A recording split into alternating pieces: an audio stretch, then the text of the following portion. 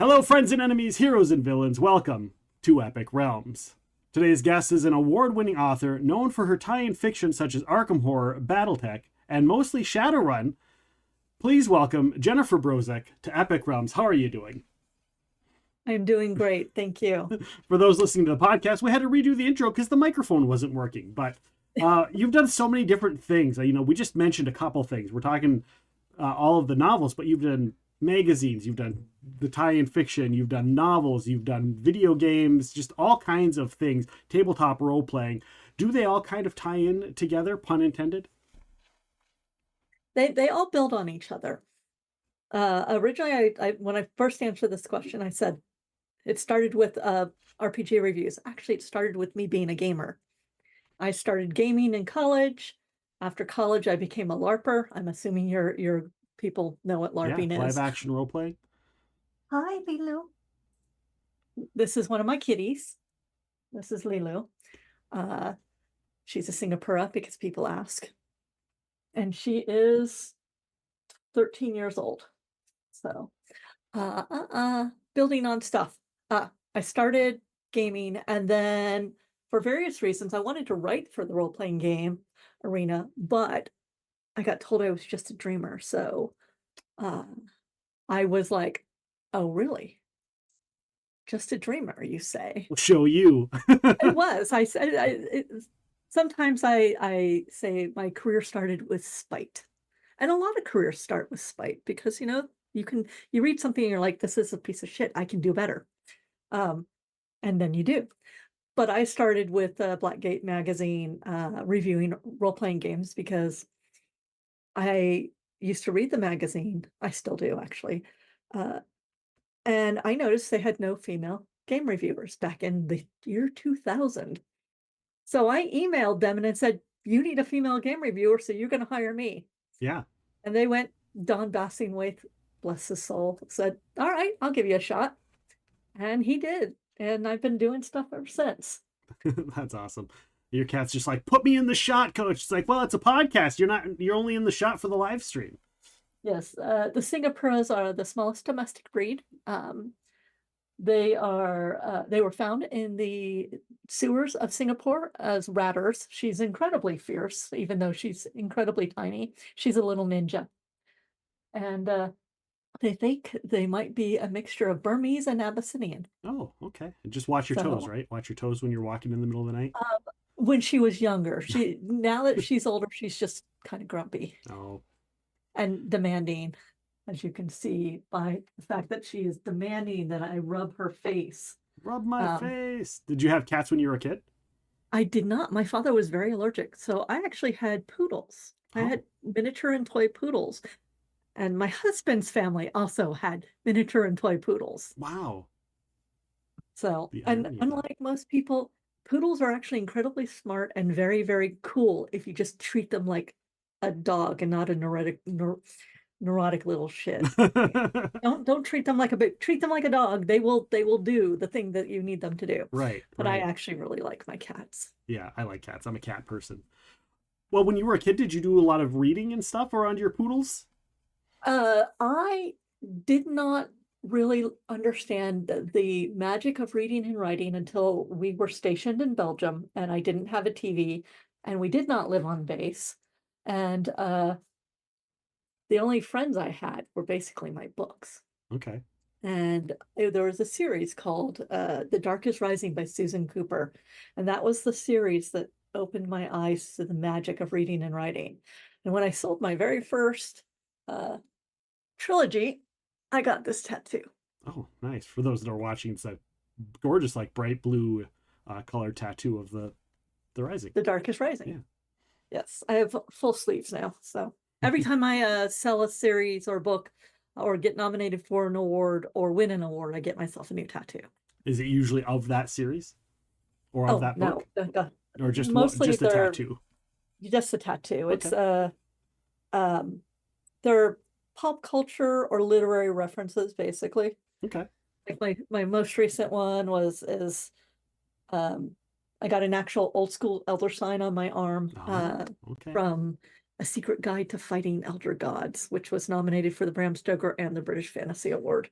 That's cool. That's cool. I only have one tattoo. I always want to get more, but I'm like, that costs money. I think I'm just gonna keep my money and spend it on other Well, things these like are these were bills. gifts that I can't lose. Yeah, that's true. Yeah, that is absolutely true. Were your family? Did your family like encourage you to do reading and writing and stuff like that since you moved around a They lot? did encourage me to read. Um, I was a gifted child, like my sister. Not like my brother was not considered a gifted child. Uh, but I had some learning disabilities and some difficulties when I was fairly young. Um, I have dyslexia and even worse, dyscalculia, which is the flipping of numbers. Yeah. So if I will tell you a number, I may be reading it correctly in my head, but telling you the numbers in the wrong order. Oh wow. Or you will tell me numbers and I will write them down wrong, Oh, or I will write a different number. It's a thing I have to, it's a thing I know about myself and have to mitigate. so you're not in charge of contract negotiations for prices, is what I'm hearing. Actually, I am. Oh no. So I always have someone second check my work as it is. Um, and trust me, if I get the numbers wrong, the authors or the agents Catch it. will point it out to me. Also, I had a stutter when I was young, and I went to 3 years of speech therapy. Wow. How is that? Were you like homeschooled, or did you actually go to a Nope, school, or how did that work? Because I know you travel a lot with military, right? right. So how did So that affect you that way? well, we moved every 2 to 3 years. So I'd never actually taken a grammar course in my life because wherever I moved, they just had it the year before, or they were going to have it the next year, and I would miss it. Um, but I was expected to keep up. I school was, despite various learning disabilities, when I was younger, I had a very good memory. So basically, I memorized the way words looked. So I never actually read. I just memorized words. So I can read very quickly. And once I unlocked that magic, that flow state where you're reading, but you're not reading, you're seeing it in your head and it's Yeah. all playing out, I've never gone back. So I've been reading like that since about 1980. When you're dealing with that, how does that currently affect your career? Because you've got a number of different, things that you have to deal with and fight. Does that affect your career, or is it something that you've dealt with for so long that it really doesn't even come up? Well, so when so along with everything, I'm also high masking autistic, or high functioning, or whatever they're now calling it. Yeah. I was diagnosed as an adult. So, but I grew up in a military family, and basically, you just dealt with things. Yeah. You, there, our coping mechanism was deal with it. So the speech therapy, we did it. Do the work to get the thing done. Which didn't actually help me when I got to college. I mean, because school was so easy for me growing up, despite everything, that I never really learned how to do the work until I got to college and things were not that easy.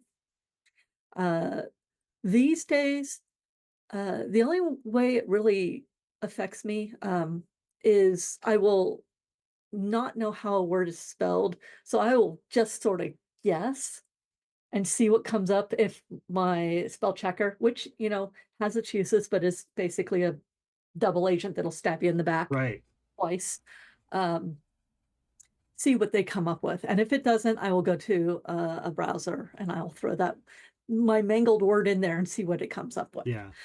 So I find it easier for me to be connected to the internet while I'm writing to do those quick lookups to make sure that the word that I'm using actually means the thing I think it means, or that I'm spelling it correctly.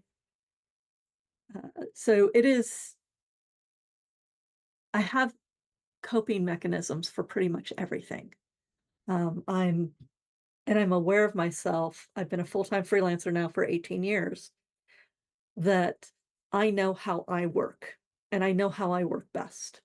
So when I am having problems, I need to step back and go, okay, is the problem me?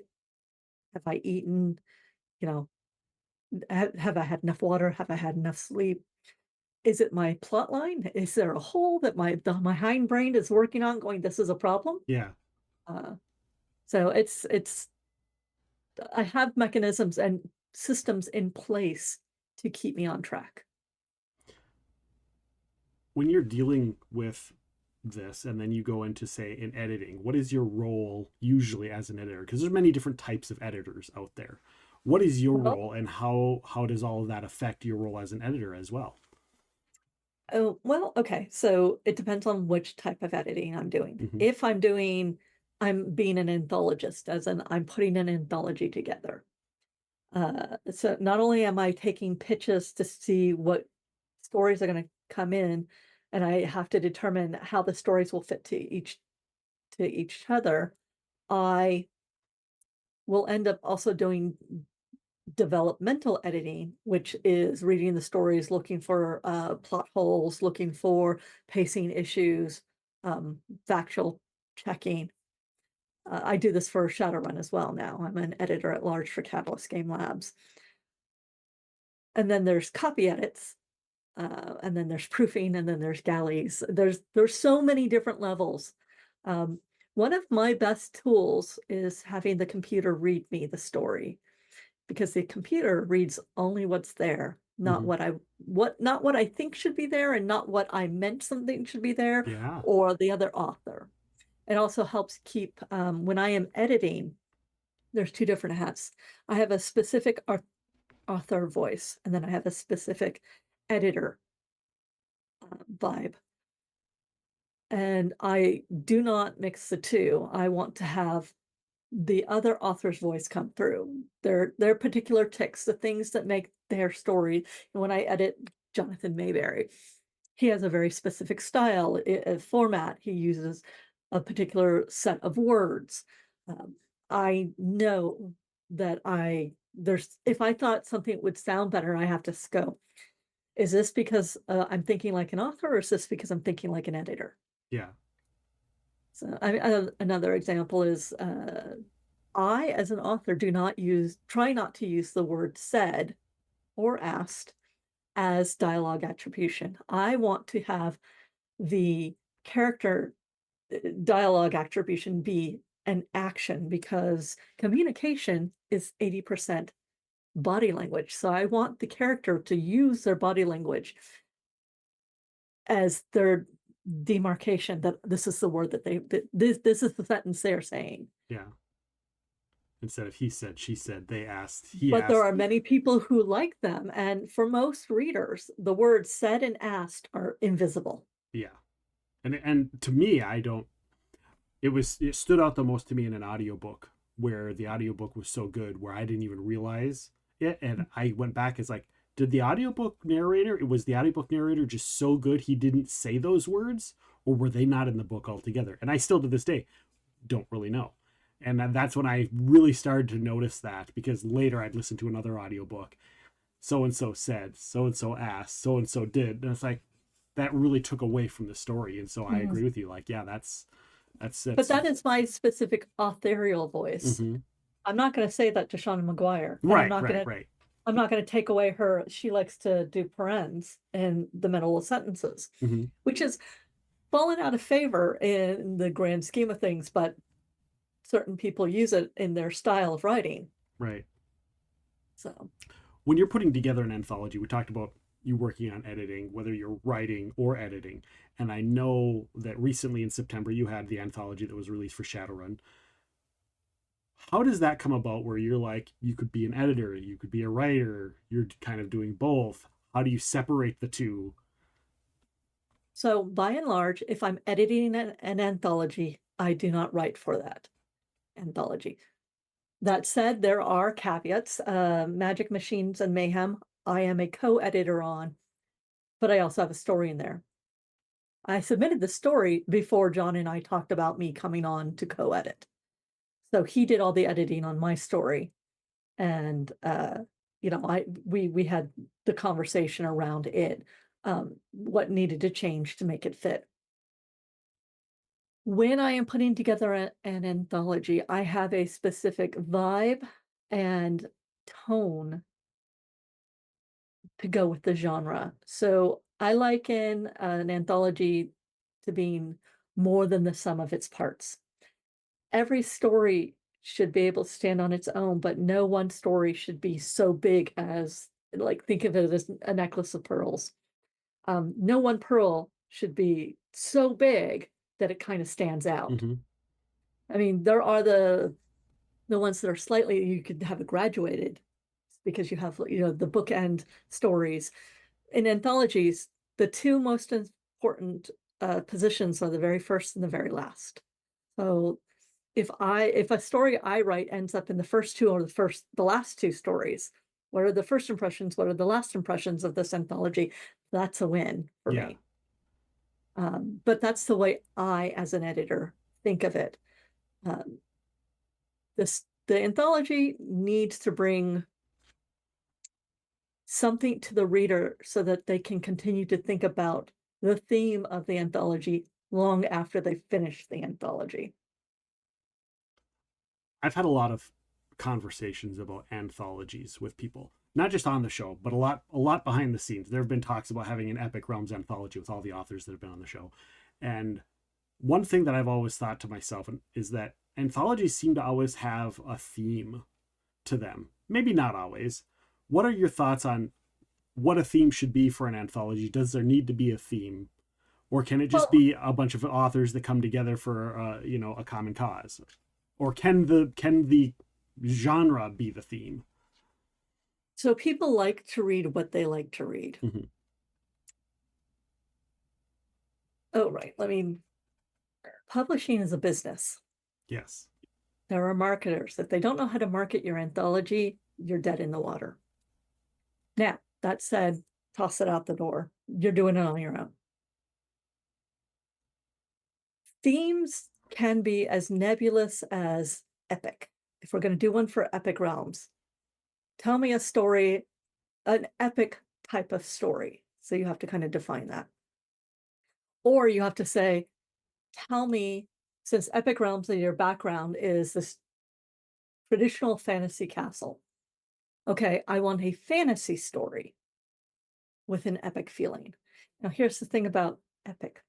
You can tell micro stories in the macro universe. So one small thing that you can write into this epic story where it changes one tiny thing that ripples throughout the rest. You can say everything's fantasy, traditional fantasy. Or you can say realm. The theme is realms. I would like to get a story from each one of these types of realms. You know, I want a space opera, I want a noir, I want, Yeah. and you do it that way where you have the authors that you're going to invite and say, these are the 14 realms I want somebody to write a story in. Pick your top three, and then you say, okay, you get noir, you get horror, you get traditional fantasy, you get urban fantasy, you know.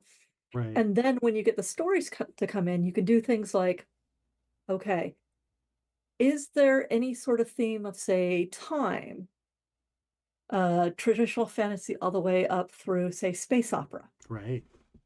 So these are the ways you think about anthologies. So themed anthologies often sell better than non-themed anthologies, but almost every anthology will have some sort of connector. That connector may be genre. Tell me a horror story. Any realm, any time period. The connector is horror. Yeah. And then how the anthologist puts it together tells another story. Yeah. Like one of my favorites is that it was all sidekicks. All the sidekicks all had their Mhm. story. All the whole thing was about or maybe it was like best friends, a story about best friends. So it was either like sidekicks or the familiars or the animals, and it was all most of it was urban fantasy type stuff. And I was like, well, that's a fun theme. And the more anthologies I read, the more I'm like, there's a theme, there's a theme, there's a theme. Obviously Shadowrun. I'm guessing the theme is Yes, Shadowrun, but there's probably more to it than just these are all Shadowrun stories, right? right. Well, the most so World of Shadows was a bunch of short stories that were not centered in Seattle, which is the main hub of Shadowrun. Then there was Drawing Destiny. Shadowrun had a tarot deck created by Echo Chernig. And each of the authors got a specific tarot card. I got the moon. And so I wrote a short story called Dark Side Matters. And because the moon has the themes of hidden enemies and such like that. And that short story led me to write my first Shadowrun novel, Makeda Red. No, sorry. Got them out of order. That's World okay. of Shadows, I wrote an homage to Casablanca. That story took me to Makeda Red. Drawing Destiny did Dark Side Matters, which brought me to Elf in Black. My unofficial colors quartet. I have currently Makeda Red and Elf in Black are out. I'm working on Imri Gray, and the fourth one will be called Elf in White. Okay. So that's unofficial. Unofficial.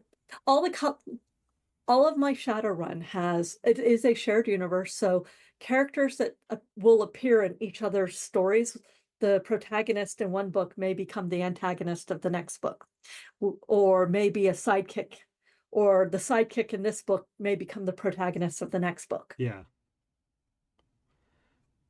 When you're coming up with your Shadowrun stories, are you referencing stuff from the role-playing system, or is the role-playing system referencing stuff from the books? I reference, so okay. Again, I like to tell small stories in the big universe, but I have all the Shadowrun cards for how magic works and how the guns work and all the details, because in stories, details matter. Yeah. Especially in an IP. When you're writing in someone else's sandbox, you want that story to be that IP inside and out. You want the fan to go, yep, this person knows what they're talking about. So you have to be on tone and you have to be on theme, but you also have to get details like grid guide or someone pinging someone's personal area network, their PAN, using their comlink. You have to know the genre, the jargon, as well as the customs and courtesies. So I do, when I write Battletech or Shadowrun or Valdemar or Predator or whatever it is that I've written for, I want everything that I have written to be possible in the game. Yeah. And it means a lot to people who are the role players, right? When they can see that and they can visualize or conceptualize they just rolled a whatever on the dice. Oh, they just used this ability, or hey, I can build this character. And it's always a lot of fun to see that visually, whether it's a Shadowrun, whether it's a Pathfinder, whether it's a D&D book. Whereas sometimes you'll see a book that is like that thematically for role playing, but you're like, you can't do that.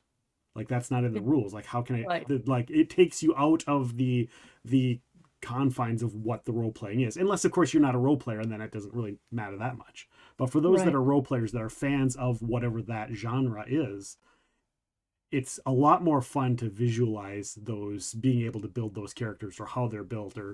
And I know people, there are forums built of how would you build XYZ character from this book.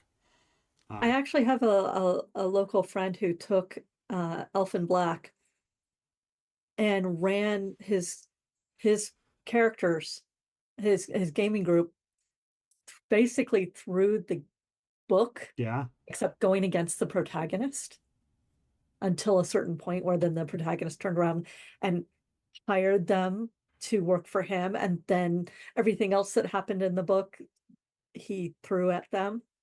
So it was very interesting to hear. It's always interesting to hear what people take with my creation and how they run with it.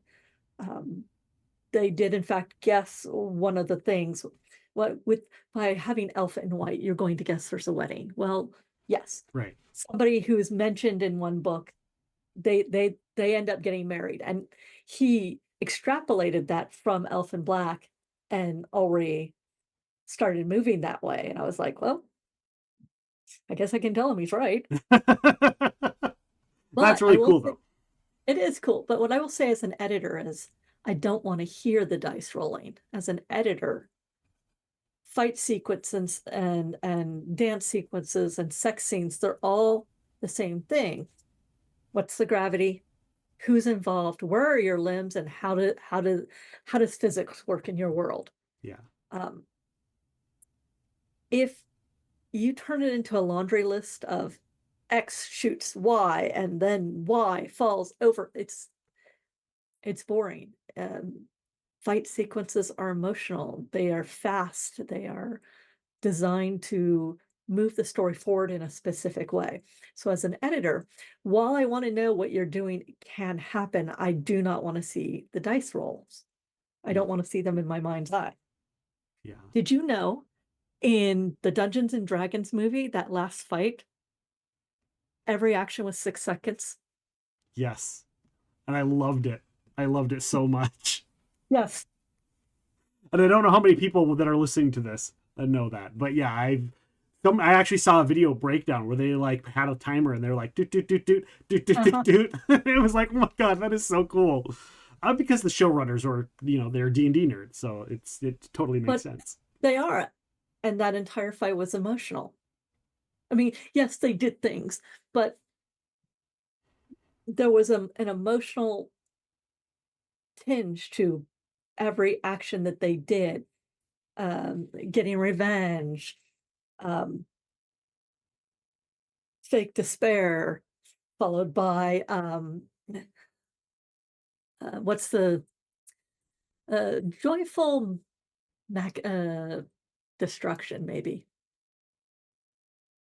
I don't know. After the owlbear beat the crap out of her, I'm surprised she's still alive. Yeah. But only the last hit point counts, Right. actually. Right. Yeah, I totally agree. And there's something to be said about knowing that there's not combat just for the sake of combat, right? Mhm. Now, even in I call it submarine fiction, is Battletech is very much submarine fiction. You want to know everything. That type of reader wants to know everything about the mechanics. They want to know, what kind of heat sinks are in, how much ammo they have, how fast they're moving. Are there any special modifications? They want to know that. A lot of other readers, they don't care. They don't give a shit. Whatever. Yeah. Just tell me it's a big stompy mech and I will go with it. What is the difference between some of this kind of writing and then writing supplement for an RPG? Okay, so when we're writing for a supplement, you have the crunch and the fluff. Yes. The fluff is the writing around it, where it could be an example of showing um, how this thing works or a flavor text. The crunch is what are the actual hierarchical setups? What how does the spell actually work? What are the numbers of the weapons? I hated writing the crunch. So I almost never did. I could write the background crunch of Hmm. this is how the political organization works and here's the hierarchy, but don't make me crunch the But numbers. I don't the want to. mechanics of the dice Yeah. rolling of the dice. I can do it. I don't want to. I can get somebody else to do it for me. Yeah. But then there's the story element to the role playing game supplement that gives examples of how something will work. Or flavor text is flavor. Is this paranoia, which is supposed to be ridiculous and funny, or is this a grim dark type story? The flavor text will give you that. Have you ever been asked to take one of your character stories and then convert it into like a supplement book or a piece for an RPG? Well, I have never been, but Nellis Academy for Battletech, I believe Chris Love was hired to write a module for it, Okay. but I've never done that. I've never done it myself, but I have written. There was a mini dungeon monthly magazine Yeah. that I was asked to write for, and I wrote a the Dire Goose, the untitled Dire Goose module, which had both the crunch and the fluff in Yeah. it. And I did a one for a Labyrinth RPG. I wrote one of their little traps, or I can't remember what they called it so long ago, but I wrote one about an oubliette, what happens when you fall into it and how do you get out of it and such, Yeah. and where the mechanics were and what the actually I have done a lot of it. Never mind. I was like, wait, and then Colonial Gothic, I did the settings, and the settings included all the monsters and all the stats and all the crunch. I'm like, okay. But back when I was doing a lot of game development, Yeah. I did do the crunch as well as the fluff, but I didn't like it. Yeah. How's that? Talking about RPGs and having stories, but also having stories for the RPGs.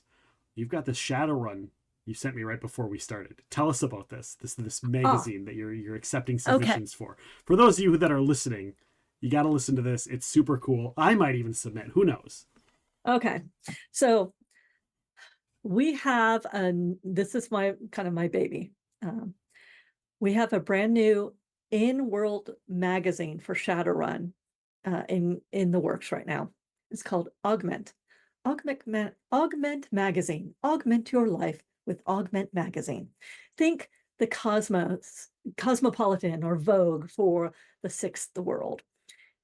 Everything in it is in character, right down to the ads, the confessionals, the articles, and there will be meta plot stuff that you can play in with your characters, and there'll be stuff coming in from we're actually going to have missions in there. But because Shadowrunners are known in the sixth world, there is nobody who doesn't look at that and go, I can make money off of that. So the Shadowrun missions are actually under the title, the game Running Dark. Okay. So you can take a Running Dark mission and throw it at your players. I mean, it is exactly that. But we also have an open call. Now, this is a very specific open call for the writers out there. And those of you who'd like to write for Shadowrun, we are accepting 2,000 to 3,000 words under sinful secrets or sinless secrets. More sinless secrets than sinful. Sinful is the corporate side of things. Sinless is, you're sinless. In these stories, you're writing you're confessing to breaking the law. What law? Maybe it's a family law. Maybe it's a corporate law. Maybe it's a magical law. Maybe it's a club law. Maybe it's a secret society law. But you're confessing to breaking a law. Now, you're confessing to millions of what we're calling augmenters, the readers of Augment Magazine. Harley Quinn literally can pick this magazine up and read it in character. If Dunkelzahn was alive, and he may be, come on, he can pick up this magazine and read it in character. So these confessions, they're usually written in first person. They're not short stories, even though you're telling a story. That it's a hard niche to a hard line to think Dear Abby, Yeah. without expecting an answer, or I never thought it would happen to me, but no porn. Yeah. We're still PG-13. So yours, like some stories I have already accepted. Someone has confessed that they believe they have been infected with a virulent virus. Yeah. Someone has confessed that back in the day, during the Night of Rage, they shot a kid because of reasons. Yeah. And he's confessing and telling what he's done ever since then and the costs that he has accrued. Someone, a sinful corporate secret, a salaryman hired a Shadowrunner to steal his rival's presentation so he wouldn't have it, so the other guy would get the job. And let me tell you, things did not go very well for anybody. Yeah. So one was a kid who is in the system, who is also a decker, who's stealing from the charity that is supposed to be caring for the orphans, but are basically lining their pockets. So she's stealing from the people so that she can actually feed the kids. I mean, we've got all kinds of stories, but like there's a bunch I haven't received yet. Yeah. And Like what's going to happen with these? They're going to put them together and just release them, or just have them available online, or what's kind of the okay, plan? so it is a quarterly magazine, Mm-hmm. physical.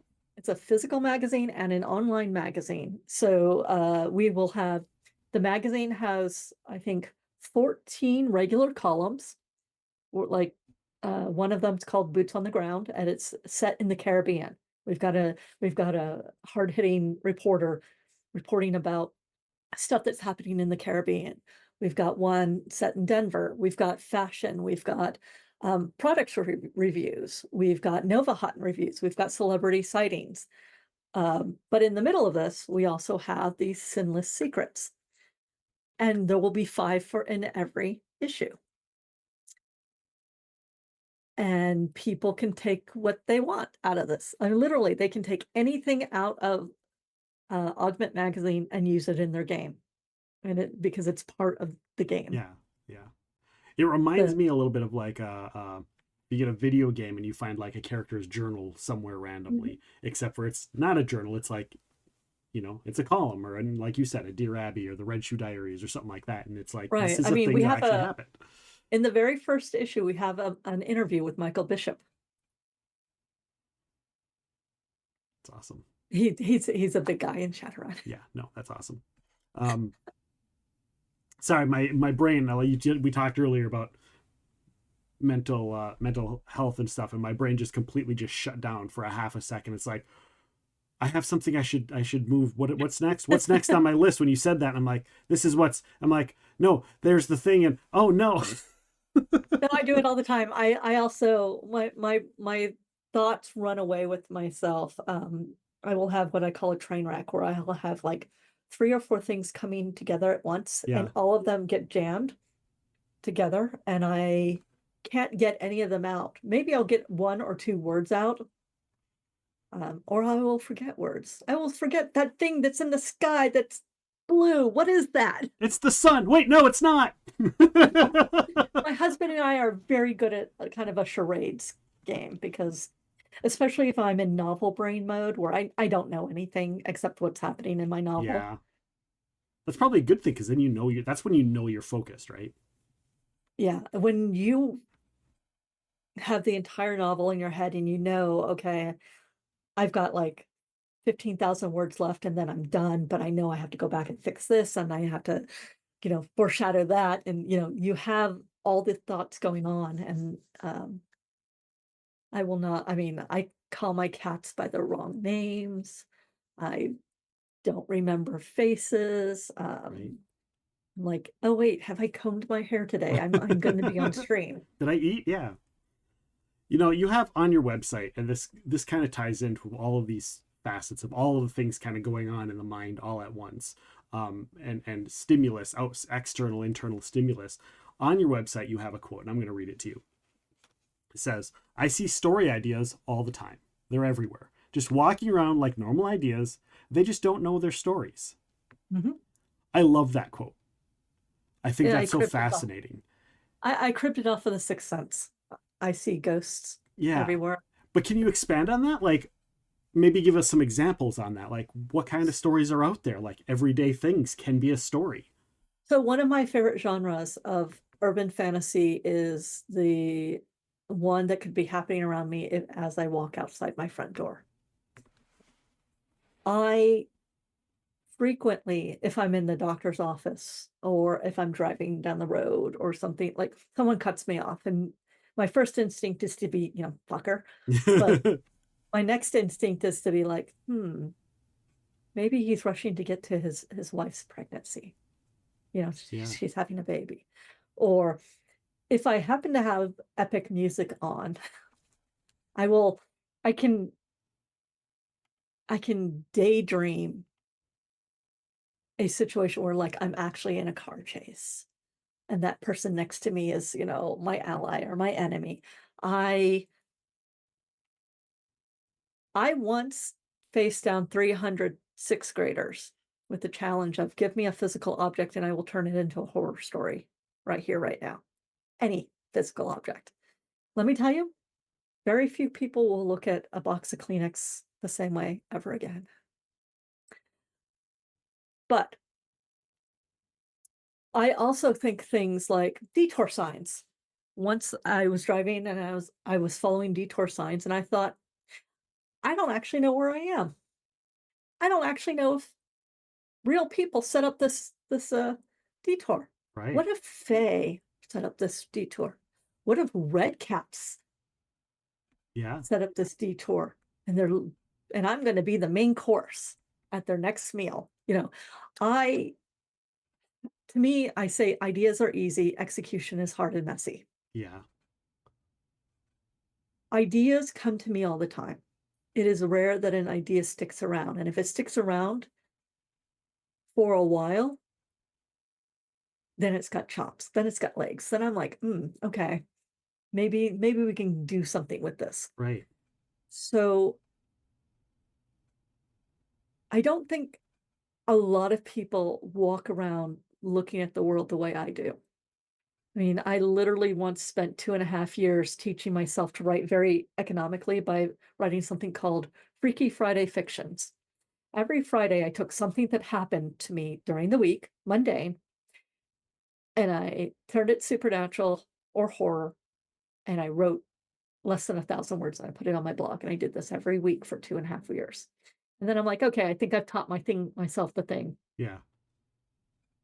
2 publishing houses immediately contacted me and asked if they could publish the collection. And I'm like, I broke every rule. Every rule. I wrote about friends, family, work. I did everything. And they're like, we don't care. And I'm like, okay, let's start talking money and let's start. I'm like, I'm not doing all of these. They're not all gems. Right. Some of these are terrible. And that became In a Gilded Light, Okay. a collection, which is no longer out there because that was one of my learning lessons. And the learning lesson was always have right of shit, what's the name of it? Reversion of rights in your contracts. So I didn't have that and they weren't paying me. And so I demanded that they take it down, but I couldn't repackage and resell that book. Yeah. So I had to create new ones. So that was what became 5 Minute Stories, Okay. which I podcasted, by the way. And it's on my website for free. Well, 26 of the 65 stories are free. Awesome. Is that still going on? Yeah, I'm pretty sure let me. Like, are you still producing them and putting them out there and all that? I'm not still producing them, but I am. Is it under free fiction? It's under free fiction. Okay. If you go to free fiction and click on 5 Minute Stories podcast, you will get to them. I've stopped doing that podcast. I did the podcast just to see if I would like to do it. Yeah. Because I've done voice talent with the Dire Multiverse and with the Paper Flower Consortium. I'm still doing the Paper Flower Consortium, which is domestic stories about vampires Okay. set in the Seattle area. Yeah. It's actually really good. Nice. Tell us about Shadowrun Through the Decades, because you were telling me about that beforehand. Okay. As we're starting to get closer to the end here, tell us a little bit about that and maybe any other projects you have coming up. Okay. So it's not out in the world yet because of reasons. Publishing is hard. But it will be out this month. So Through the Decades is our 35th anniversary celebration of Shadowrun. It's been around for 35 years.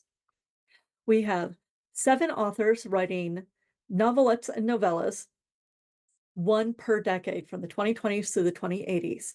We have old favorites like Jack Koch and Phaedra Walden and Michael Stackpole. And we have new writers like Grace Fong and Alina Pete, and I'm gonna have to look It's all right. because a lot of things get have it. happened, and my brain, she is full. But each one of these, each story celebrates a specific decade in Shadowrun. All right, where is it? Where is it? This is the part where I was telling you I have all these systems to keep me on top of things. Oh, Yeah. R.L. King. How could I miss Robin? She's the creator of Winterhawk. Okay.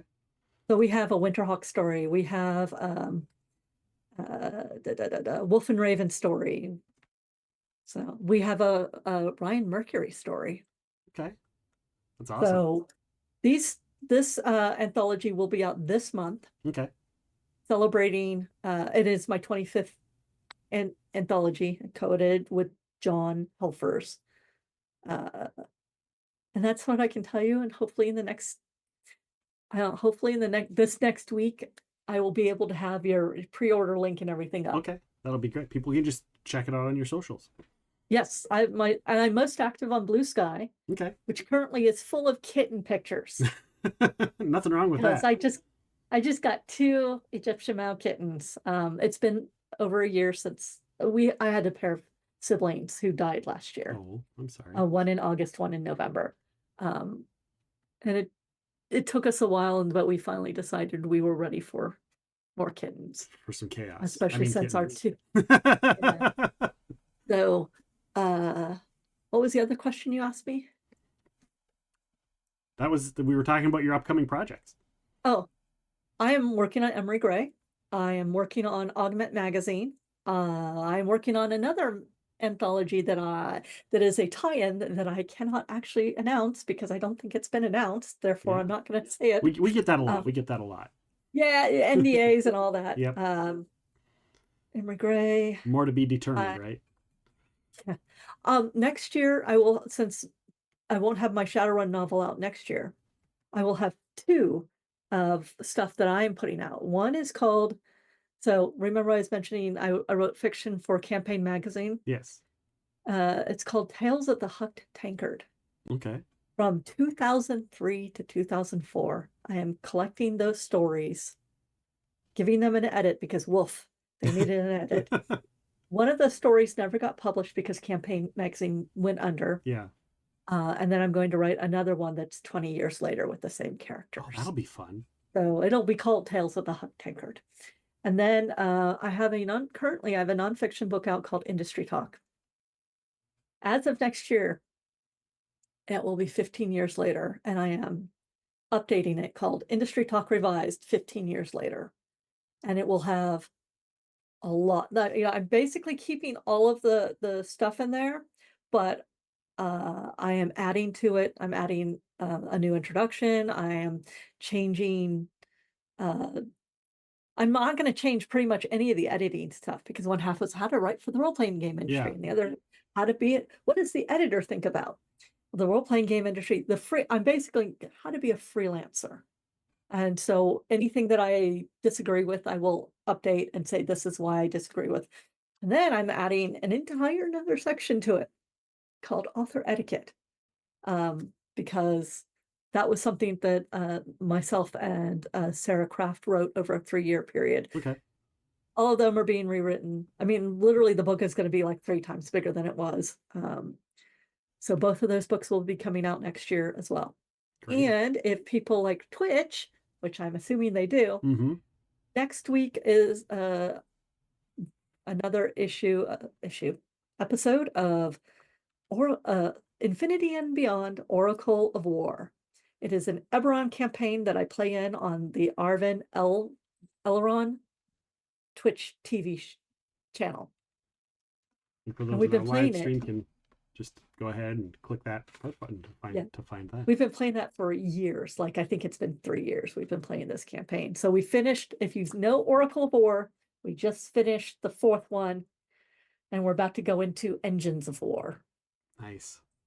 You're also going to be at Written in the Northwest, Saturday, November 23rd in Linwood, Washington, correct? That is correct. I am one of the spotlight authors. Shauna McGuire is a spotlight author. The library system up here, Snow Isles is what it's called, will be a spotlight author. And Krampus, I saw that. one of the local guys, Ryan Fudge, who runs Crypticon and such like that up here. He also, is that Ryan Fudge? Oh, I'm pretty sure I just messed that up. I don't know. A person Who is awesome, because I remember who it is, but I don't remember if there's one of two people. Have you ever met two people at the same convention and they're both basically the same height and the same slim build and everything, and you get their names mixed up, and for the next like 2 years you can't remember which one's which? I get people that are not at all even close to each other and I get their names flip-flop. So yes, but no. I'm pretty sure it's Ryan Fudge, but maybe Eric Pope. He is another big cosplayer in the area. Okay. Check them both out, people. Check them both out. They're both pretty awesome. You're also thinking Gen Con and World Con later in 2025? Well, I'm definitely doing both because Gen Con's my big